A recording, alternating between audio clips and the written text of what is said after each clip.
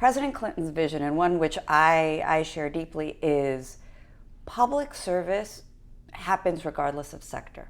You could be mayor, you could be senator, you could be president, you're a public servant.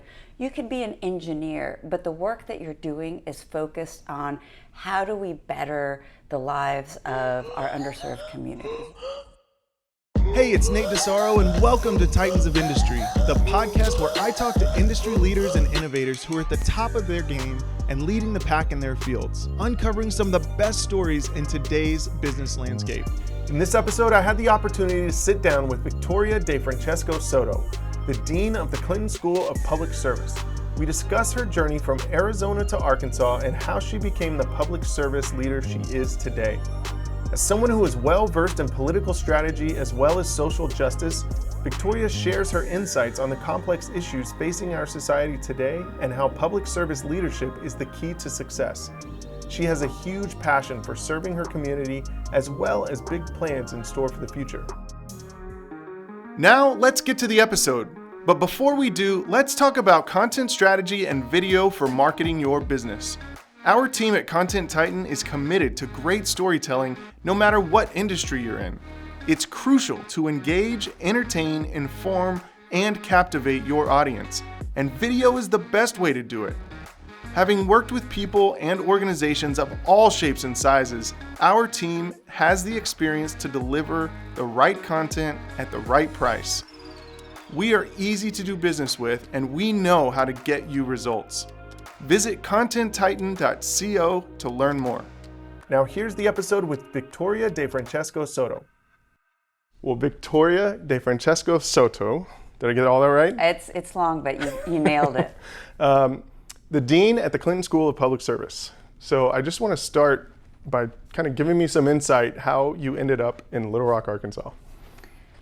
So I was born and raised in southeastern Arizona. I'm a borderlands kid, I'm a desert kid, so never in a million years would I have imagined that I would have ended up here in Little Rock, Arkansas. And I'll go through what happened in the middle, but it really is the dream job. It is where I needed to be, and it's where I wanted to be. In terms of what brought me to Little Rock, I'm a nerd at heart. I was, so... Join the club. I was that student council nerd starting in middle school and 7th grade, and very early on realized that I love civic engagement, that I love public service, that this was a passion of mine.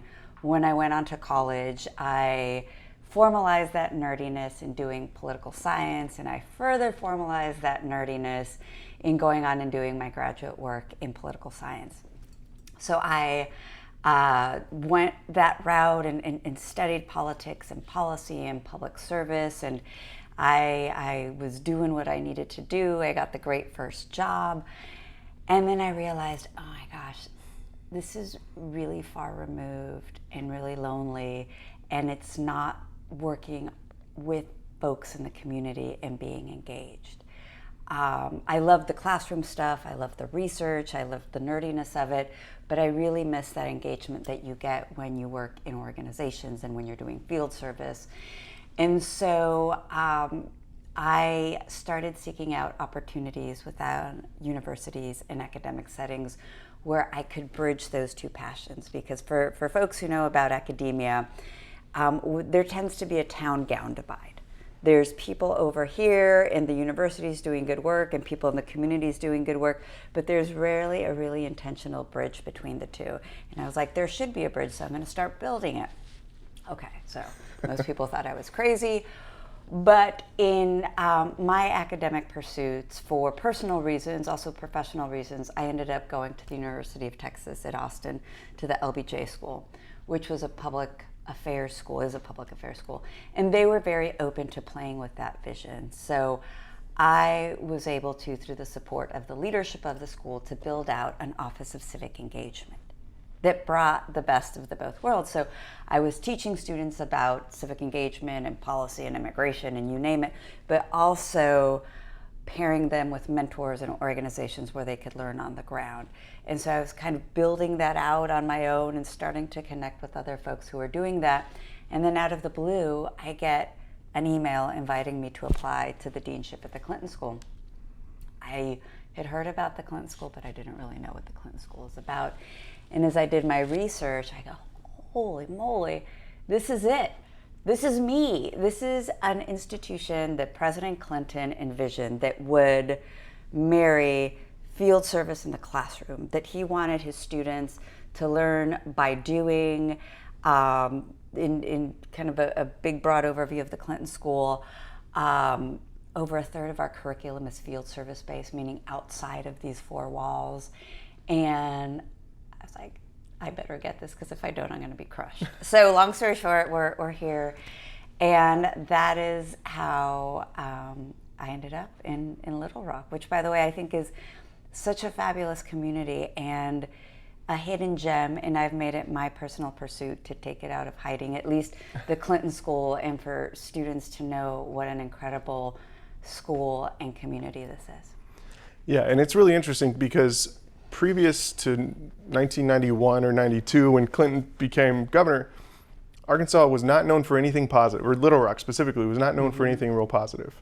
And when he went to the White House, when I travel the country and people say, where are you from? And they're always like, Little Rock, Bill Clinton. Yeah. That's the first thing that comes up. And then if they're a little wiser to Arkansas as a whole, they'll say, oh, Walmart, right? And well, that's the other part of the state. But those are the two things people globally kind of recognize about Little Rock / Arkansas.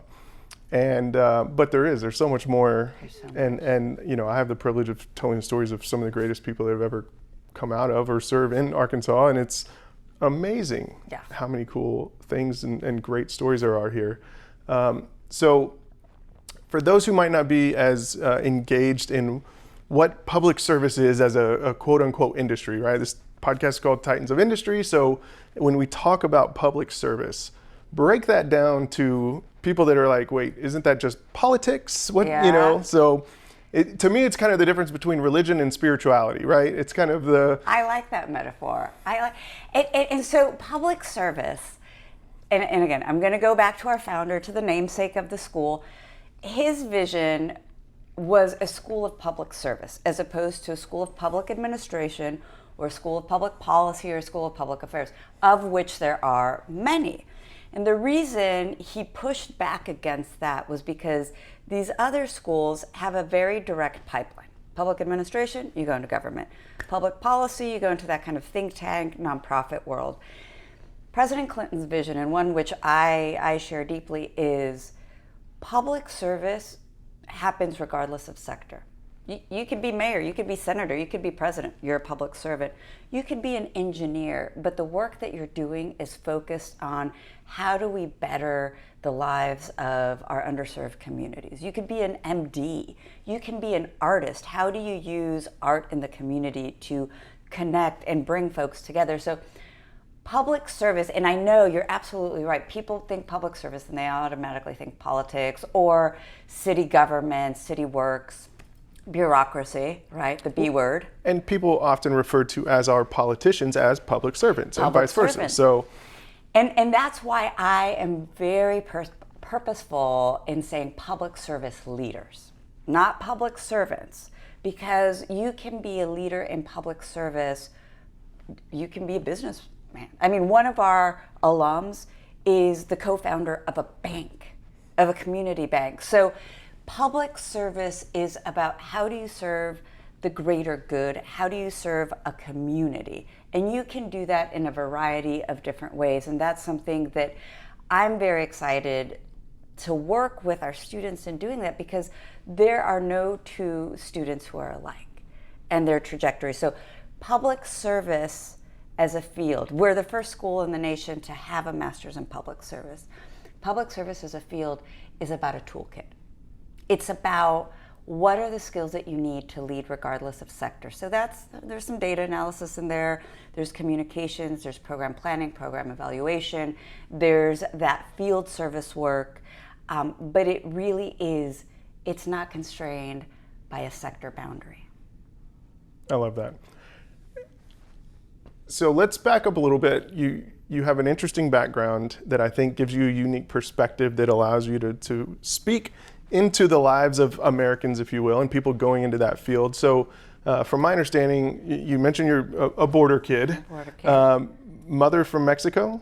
Mother from Mexico, yes. So how does that influence, again, for people, Arkansas is based in the middle of the country. There's no coast, there's no bordering country, there's nothing else for us to really connect to, right, on the borders. And so, unless you count Texas and Oklahoma being separate countries, but which they kind of are. But how do you grow up in a world where you're so close and connected to a completely different culture than the quote unquote American culture, So I grew up on the border, so very much, and also I'm part Mexican. My mother's from Mexico, so I always had a very strong Mexican influence in my life, Northern Mexican. But I happened to grow up in this microcosm of a military town. So at the time in Arizona's grown a lot since I was a kid, but it was the most diverse county in the state because of the large military installations. So I grew up with African American peers, I grew up with Asian American peers, I grew up obviously with Mexican peers, I grew up with folks who, they grew up, their parents were ranchers, cattle ranchers, and folks who were in the military. So I had this background where diversity was normal for me, and diversity writ large, both in terms of race, ethnicity, gender, socioeconomic status, politics, because it is rural Arizona at the end of the day, but it did have components of R's and D's. So I think at the time, I hated it, right? Because it was like this small town in the middle of nowhere. We didn't have malls, we didn't have stuff. But now I have grown to appreciate how lucky I was, and that I grew up in this very unique context that allowed me to appreciate diversity regardless of where I went. Because I've bopped around a lot. I've lived in North Carolina, I've lived in New Jersey, I've lived in Michigan, I've lived in Texas, I lived in Chicago, now I live in Little Rock. So what that has allowed me to do is I get to a place like Little Rock, and I embrace the diversity of this region, of the folks from, across the state, because I think it's really interesting to see the diversity around the region, but also the diversity that comes because of UAMS and a lot of the foreign scholars that we have, people from abroad who come and study here and sometimes stay here. In terms of my background, personal and professional, my research was in immigration, was in Latino studies. There is a thriving Latino community here. It may not be as big as what you see in a Texas or a California, but it is growing, and I think that this is really the trend of the New South, is a diverse mix of Black, white, brown, Latino, Asian American. So I think that's very exciting to be in a place where the population continues to diversify. And I'm here. I'm on ground. I'm at ground zero. Yeah, that's awesome. So my background, I was born in Little Rock, but I grew up in Texas. So I have to claim Texas as I'm Texan by marriage. So okay. You understand the. I do. The outsider, but I'm kind of from there. So, but I grew up I went to public schools, and I consider myself very lucky. And having obviously experiencing life, you realize how lucky you are when you go to a school that's full of diversity, but you don't know it, right? At the time, you have no idea, A, how lucky you are, and B, that diversity should be normal, right? Because if when you meet people who didn't grow up in that environment, all of a sudden, they don't see the world the way you do, right? And you get that completely. And so, as you guys do the work you do here, talk to me about the divide of how do you teach, how do you influence people to be public servants, but not fall into the political trap, if that makes sense? Public service leaders. Public service leaders, yes. So the first semester that the students are here, they do two things, aside from kind of the whole range of classes, but two of those are very intentional in pushing against that let's fall into our natural camps. The first is we put them in practicum teams. So the first year of the Clinton School experience, we split our students up into small groups of anywhere from 3 to 5, and they work with partner clients. That can be a school district in Little Rock, or it can be a nonprofit, Arkansas Advocates, or it can be a a business.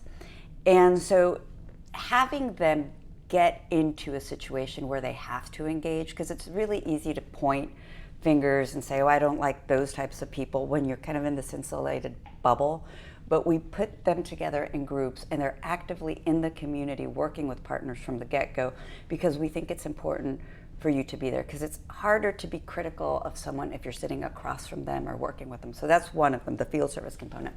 The second is, what I would say is one of our distinguishing factors is communications as a core course, not as an elective, but communications, and more specifically, the faculty member we have is fantastic in how he brings in interethnic, interracial dialogue, where we assume that, okay, there are tips and tricks to communicating, but layer on that diversity that comes to us because of our diversity of race, ethnicity, gender, politics, ideology. And so we also do a formal training in that.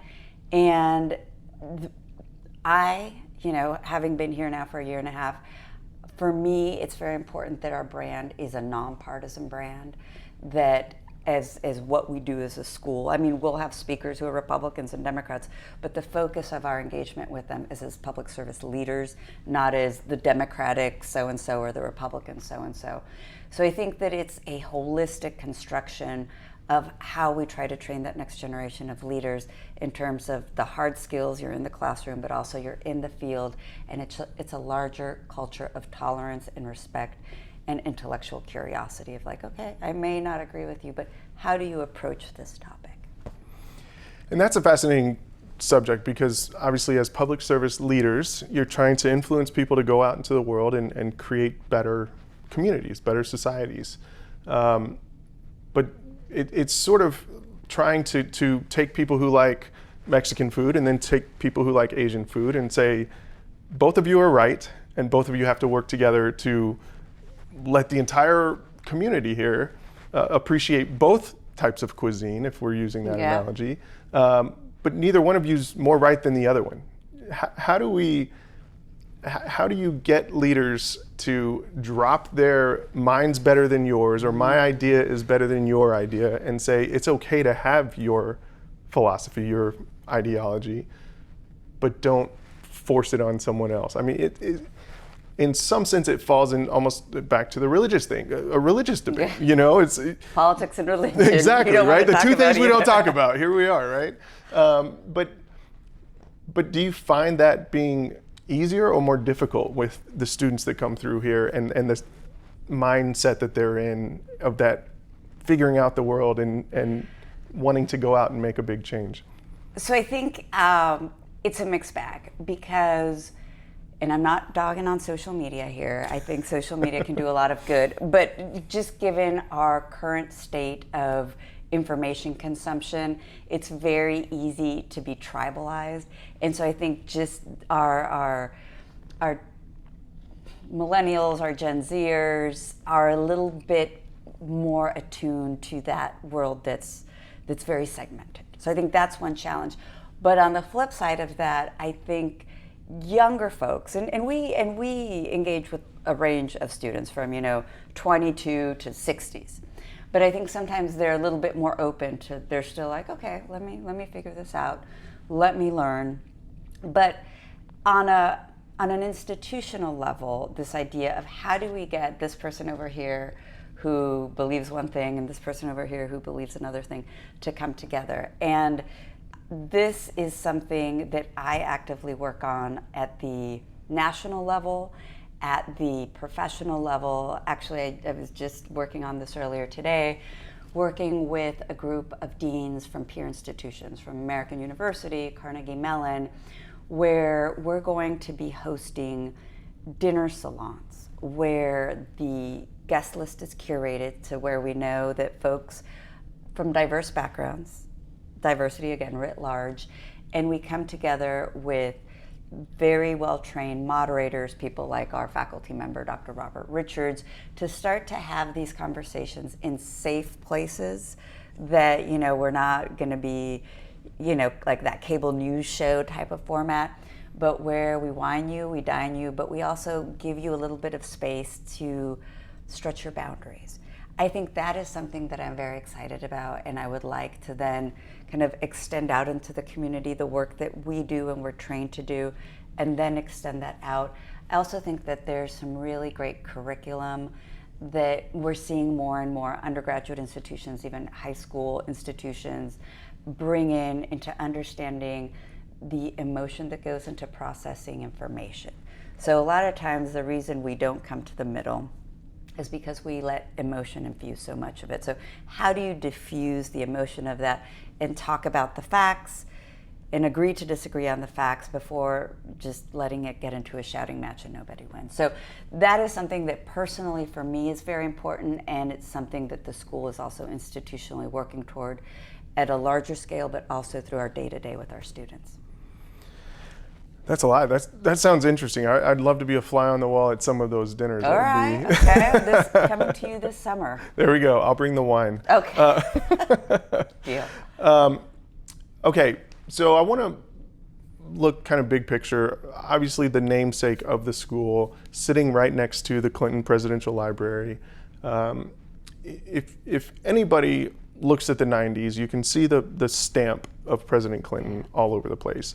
And if you've been to the Presidential Library, you realize it's more than just the politics. It's a lot more than that. There's so much that was done that every president has the opportunity to do.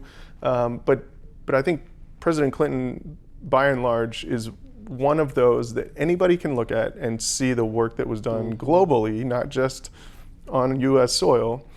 And so how do you take that legacy and push it out into the world? Is that part of the mission here, is to continue on, obviously, the namesake of the school, but the ideology of what was done to impact the world beyond the politics?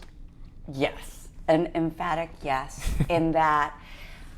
So starting with, and we discussed that President Clinton's vision was to have a school of public service so that folks from across sectors, because if you look at his work, he was very engaged in, from the DNA project into NAFTA and free trade and foreign policy. So, I mean, his range of impact is probably one of the widest we'd ever seen. So that also informs why this is about building a toolkit and not focusing on just foreign policy, for example.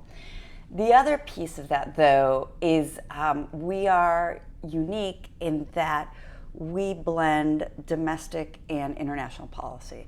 So most of our peer institutions have tracks. They have the domestic track and they have the international track. President Clinton said, look, there are no issues that are unique to one country, to one boundary. So if we're going to have our leaders being well equipped to confront any challenge, whether they never leave the state of Arkansas or if they end up going to Uganda to do work, we want to make sure they have that. So each of our students, after their first year, so between their first and second year, do an IPSP, an International Public Service Project. So all of our students go abroad. This summer I was talking to our director of field service. We've got some of our students going to the Syrian Refugee Network, some of our students doing work with the UN. So all types of organizations. Again, that model of field service where they're paired with a partner, so it's an active learning experience. They're learning, but they get to go across the world. And I think that is so key, because that idea of a global leader, even if you're not, leaving the country or leaving the state, but nowadays our whole world is infused with that international mindset. It's really cool. On a personal note, I'm curious. So growing up in Arizona, living all over the country, getting to come have this incredible job, one of the things that I've found really interesting through the work I get to do is the number of people I've met that were part of the administration that are from right here in mostly central Arkansas, but generally all over the state. Do you ever fangirl over anybody? Do you see people and you're like, oh my gosh? Yes, absolutely. Like, I am that political nerd. I've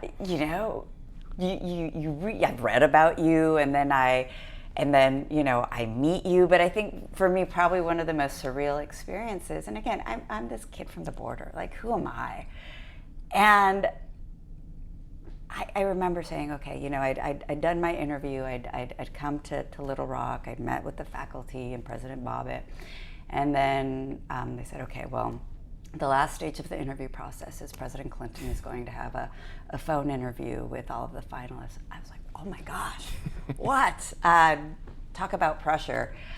And I was very nervous at the beginning, and then after maybe the first 5 or 6 minutes, I was in nerdy glee, because President Clinton is such a policy wonk and is so well read and just starts talking about the most interesting things. And I like stood outside of myself. I said, I'm talking to President Bill Clinton about policy, about the stuff that I have dedicated my life to studying and to analyzing. So it is very surreal.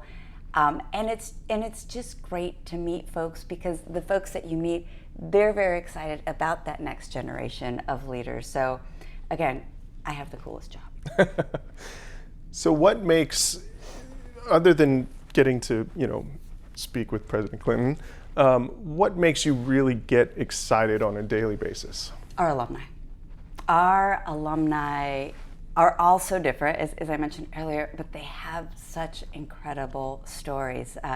Literally 2 minutes before this interview, I was meeting with an alumni from one of our first classes who is a pediatrician.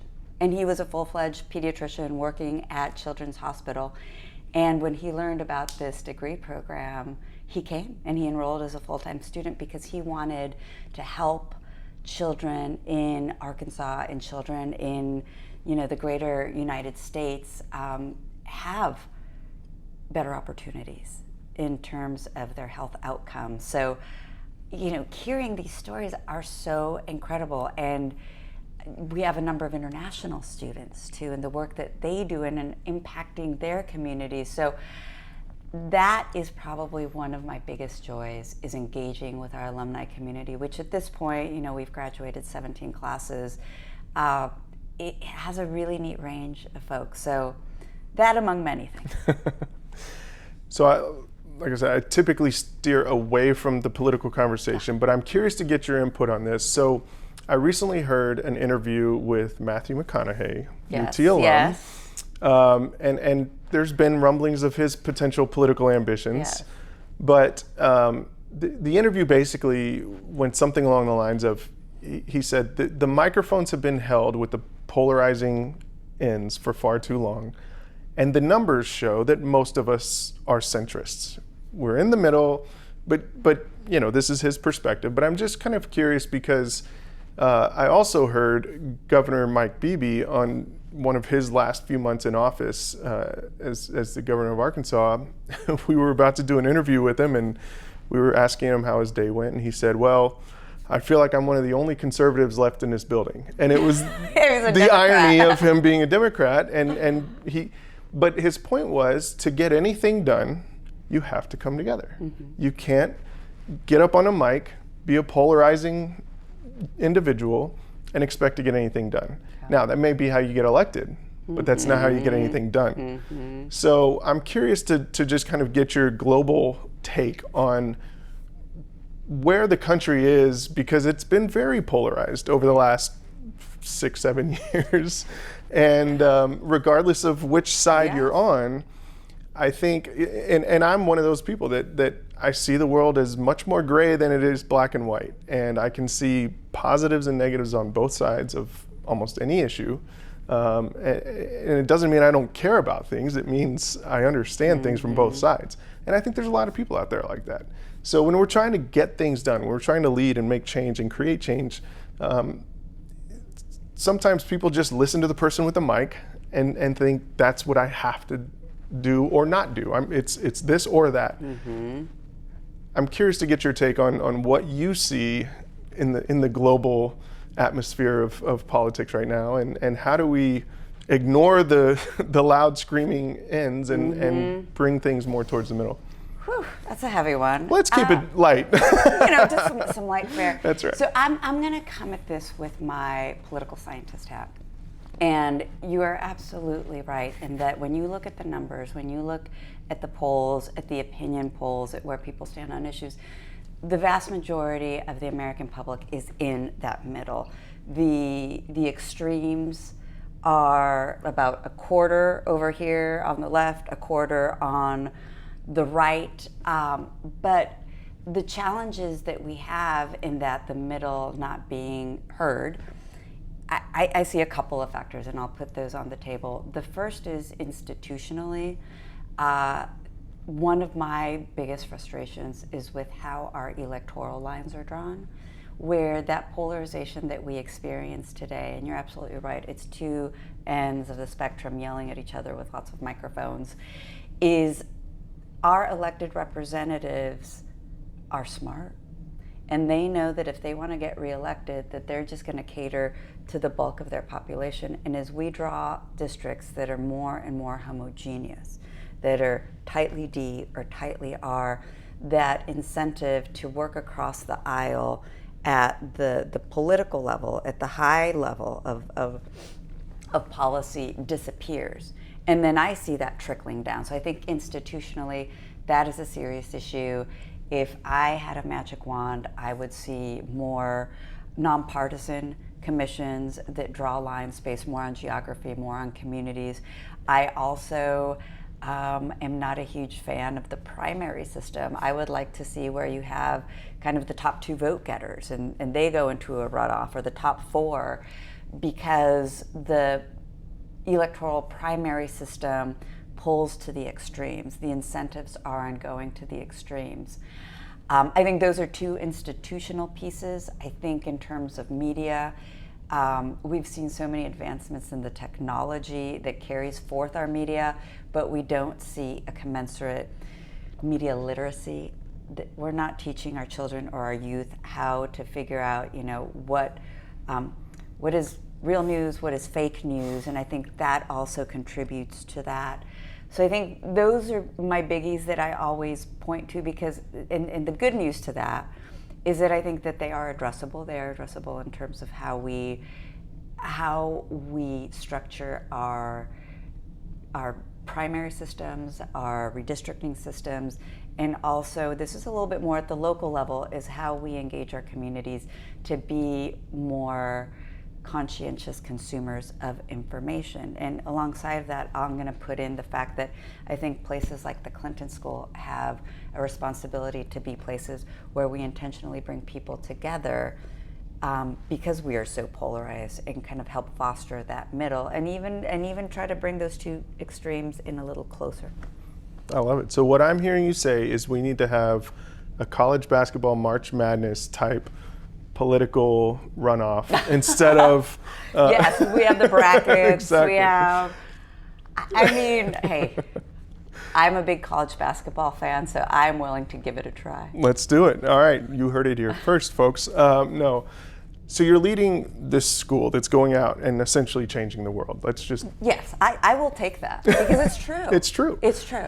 So let's talk about you for a second, and what's your mind? How do you stay in the right mindset to make sure that you're doing the right things for both the faculty and the students?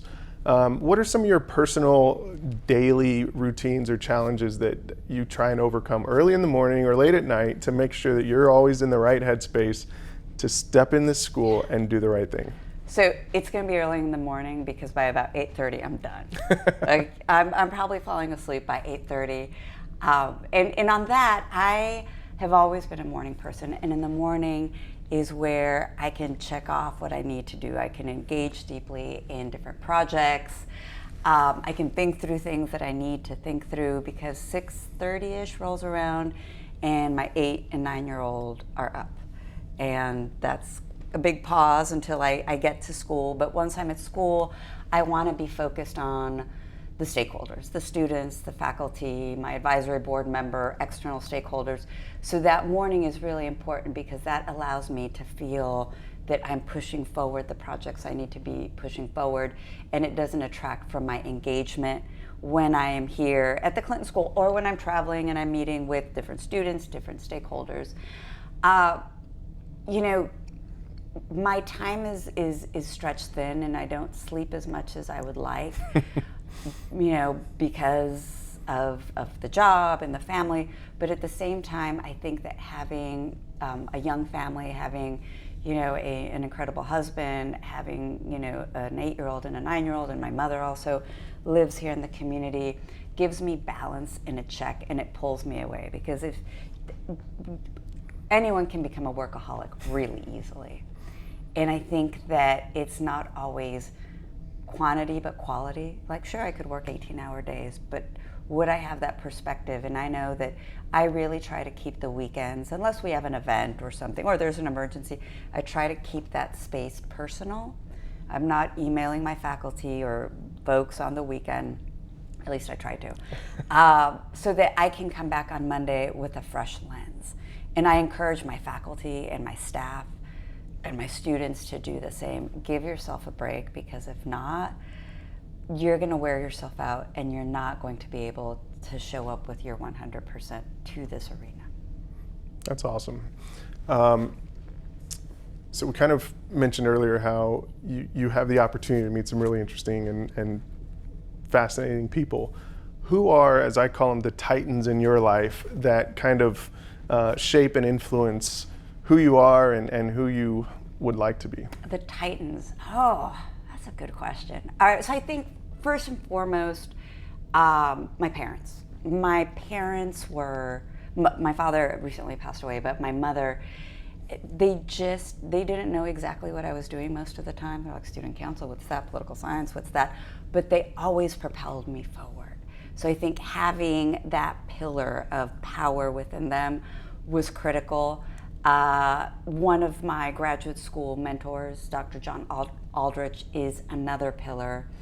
I mean, I know this is going to sound cheesy and cliche, but Bill Clinton, you know, being a person who came of age in the 1990s, President Bill Clinton had a tremendous impact on, you know, my day-to-day of the things happening around me. And, you know, fast forward 20 years, 25 years, here I am. So I think he is a titan in my life because of that, but also because I very much share his vision about the school, about who we are.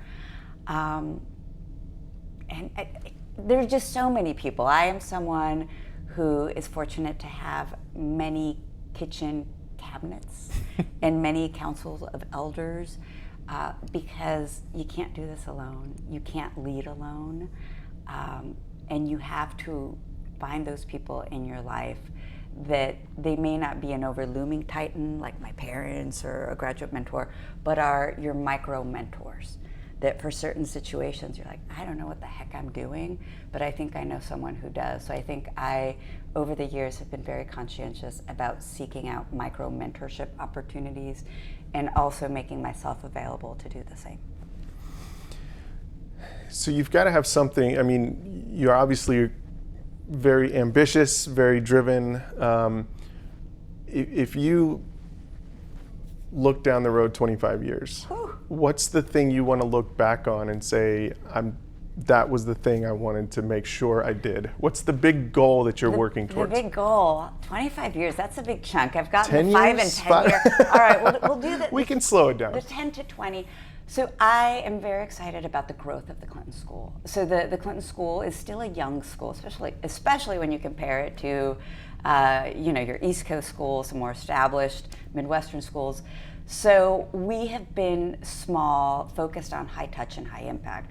What I want to do is I want to keep that goodness of high touch and high impact, but just expand it out. I want to double our enrollment so that we still have that intimate feel, but that we are multiplying that good that we do. So I think that is the most concrete goal that I have, is expanding that out, because each one of our alumni have such tremendous multiplicative impact that is what I want to see.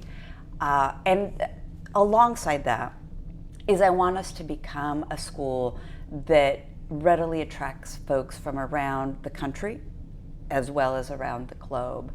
Arkansas is an incredible place, and people should be coming here. You know, we need to be equipping our native Arkansans with this fantastic tool, but we also have such goodness here that I want to be a magnet for top talent across the country.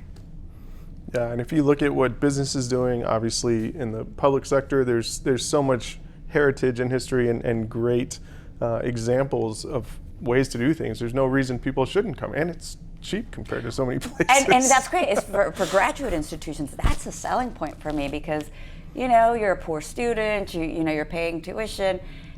Do you really want to go to Washington, D.C., to one of the most expensive cities in the world? So this is literally the argument that I use all the time with our graduate students, prospective graduate students, because it is such a great place to live, both in terms of cost of living, but also community, and when you're at this stage in your career of gaining that toolkit.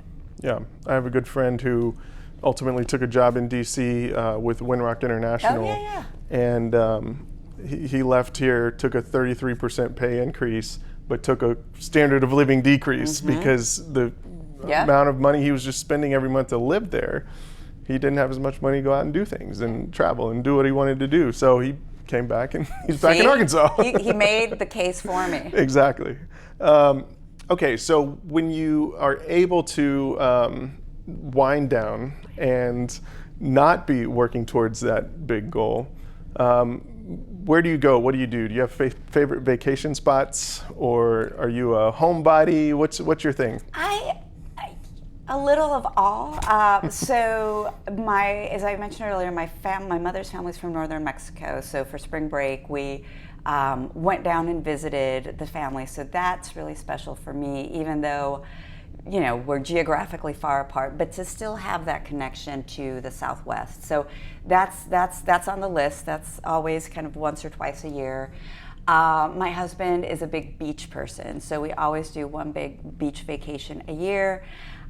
With the kids who are now a little bit older, we want to make sure that we're doing family vacations that are age appropriate, but also engaging. So this summer we're going to Morocco.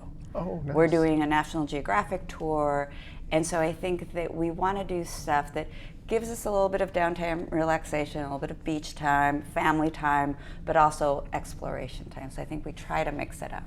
And that cultural engagement that gives you a new perspective on the world. I think that's so important. And of course, I think all of us, the older we get, the more important we realize that is. We're slowly working on a project where hopefully we can start influencing people to get outside their norm of, you know, 30A every summer or every spring break, you know. It's great, we love it, it's fun, but let's branch out. Let's go do something different and explore different cultures and realize the world's a much bigger place than one strip of sand. And especially post-COVID, right? I think that we didn't realize what we had in terms of mobility until we lost it. Yep. And so I think, at least for us, it's let's go. I mean, let's pick a place that we've never been and let's do our research and go. So as we kind of round third base here, as we all can analyze the world and the positives and the negatives, which it seems like if you turn the news on or scroll social media, the world's falling apart all the time. What's the one thing that gives you hope in humanity? Students. I mean, there's a reason why I never left school.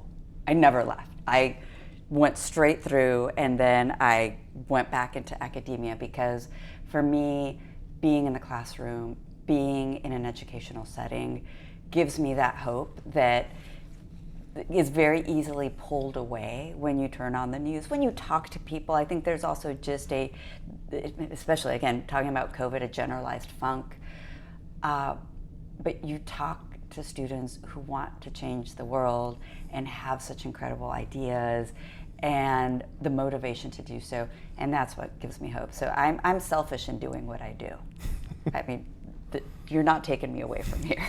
But that's great. That's what keeps the passion and the vision pointed forward and allows you to achieve the things you want to achieve, which is a noble cause. I would like to think so, and that's why I also think I'm so lucky. All right, I want to move into just some quick hit, Okay, rapid fire okay. questions. Oh. The fun, easy stuff. So first and foremost, are you Netflix or the news? When you sit down in front of TV. What, Netflix? Actually, no, telenovelas. Okay. Yes, I watch like my Univision. I tape my soap operas, and then when I have a chance, I watch them. So neither. All right, that's fair. That's a good answer. What is the latest book you've read, or if you're not a big reader, what's the best book you've ever read? But I'm assuming you're a big reader. Yeah, I just finished this book, and I'm blanking on the name, but it's by Jonas Jonasson. It's essentially about the adventures of this 100-year-old guy who escapes the old folks' home and goes on to have all of these fabulous adventures. Nonfiction or fiction? It's fiction. Okay. Jonas Jonasson, and I will get you the title of it. It is probably one of the most enjoyable reads. I mean, I enjoy all my books, but just fun and engaging and laugh out loud. So, as a follow-up to that one, if you could write your own book, and maybe have you written books before? I've written articles and Okay. book chapters, but the book not yet. Well, if you were to write a book, or if you were to go buy a billboard on 630 out here, what would the title of the book be, or what would your message on a billboard be? What would that be? Oh man, it'd be a boring one. It would be, again, focused on public service education. Because I think that's something that we talk about a lot, public service education, but there really isn't a pedagogy as well formed as you would think. So I think in terms of my long-term view is building out a book for people like me, that we've kind of created it as we've gone along, but I want to codify that into a book. And I'd be a terrible fiction writer, so I'm not going to give you some fun, interesting fiction. That's why I read fiction. I could never write fiction. Best piece of advice you've either given or received? So my husband gave me this piece of advice a long time ago. He said, listen to what people don't say. Dive into that. You're engaging with people and you're listening to what they're saying, but on a certain topic, they're ultimately things they're holding back. And what people don't say about a person, a situation, can be as informative as what they're saying, because what they're saying is curated. But what they're not saying, I think there's a lot in there that you need to take into consideration, that you don't just focus on what's there, but also focus on the negative space. So we've already hit this question, but next vacation you want to go on, Morocco is where you're going, but yeah. what's a place on the map you haven't been that you really want to go? Antarctica. I mean, Antarctica because it is the polar opposite of what I grew up with, right? I grew up in the desert. And so I think that is one, I mean, just a wondrous voyage that I would love to take with my family. But aside from that, everywhere. I want to be able to travel across the globe. I want to learn. I'm a perpetual student. So I think anywhere I haven't gone, I'm pretty interested in going. Speaking of going, what's the next concert you want to go to, or your favorite band or musician? One of my favorite bands or musicians is Morrissey, but I don't think he has any concerts coming up. Having spent a lot of time in Texas and in Austin, I became a big fan of Shiny Ribs. And some friends said that he's coming again. He came last year, I believe, so Okay. if he is coming again, that's where you'll find me. Awesome. Yeah. Favorite meal, favorite type of food? Oh, I just love food. I do. I love food. I love to cook. Probably going back to my roots, who I am. I'm a Mexican-Italian. I'm part Jewish too, but didn't engage in that cuisine as much with my grandma Shirley, but tacos and chimichangas, and then on the Italian side, the briciole and the gnocchi, and so. But then again, Middle Eastern food, I love French cuisine, give me anything that's tasty and I will happily eat it. Now, are you the type of person that you'll eat the fish with the fish head on it, sure. and like none of that weirds you out? No. When we were in Mexico, I was so excited that I got to have my tacos de sesos, which is, this is TMI, but it's brains, but they're stewed and it's delicious, and I got my fix. So I'll try. When I say I'll try anything, I'll try anything. I love it. Well, Vicki, this has been fantastic. I appreciate you taking the time. If you could leave one last message with people, how can they find out more about the Clinton School or what you guys are doing? Well, first of all, visit our website, clintonschool.edu, and reach out to me.